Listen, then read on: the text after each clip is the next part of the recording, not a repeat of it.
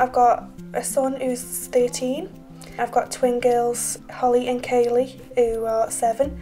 Kaylee has got cerebral palsy, she's in a wheelchair.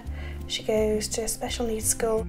It's been a very different experience for Liam and Holly. They've had to grow up a lot quicker. They helped me out a lot.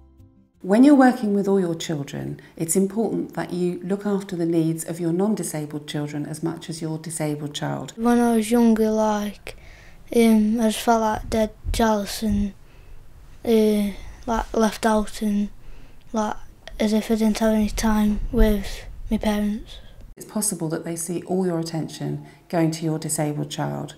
It may be that they are understanding of this, but there will be times maybe when they become quite frustrated and angry. If Kaylee's having particular off days, which she has, and she needs a lot of attention, I notice a difference straight away in Liam and Holly. Liam will just go up in his room and just play on his computer, and Holly will start to play up.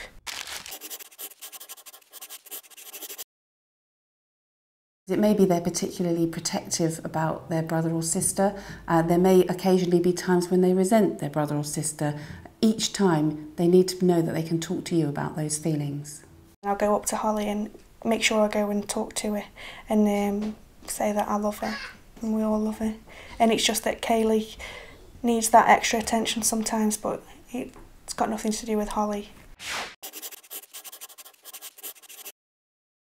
I've just explained it in a child-friendly way, really, that Kaylee does need extra attention because of a disability. Not really gone into much detail other than that, and just shown them love and care and just actual time spent with them. Be open and honest with your children who are not disabled about the disability and allow them to have the information that they need, and don't try and cover things up. Just be as honest as you can so that they are able to trust you then about the disability.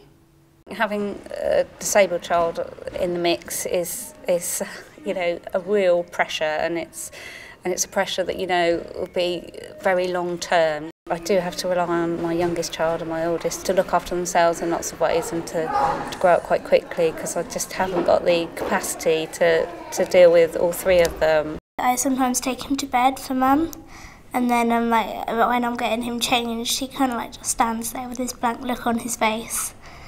And then I tell him to put his socks on, and he kind of puts his foot out, and then he doesn't even move it, so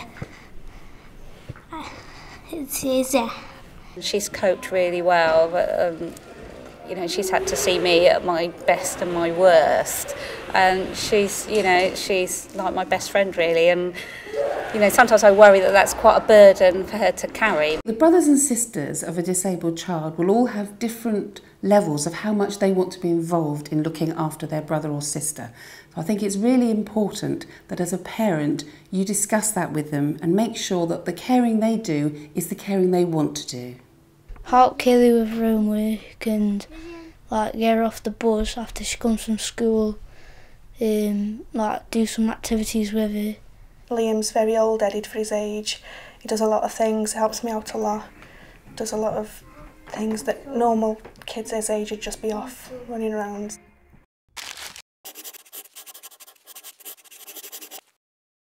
It's really important that you try and make opportunities to go out for the day with your non-disabled children so that they can have your attention the same as all their other friends do with their own families.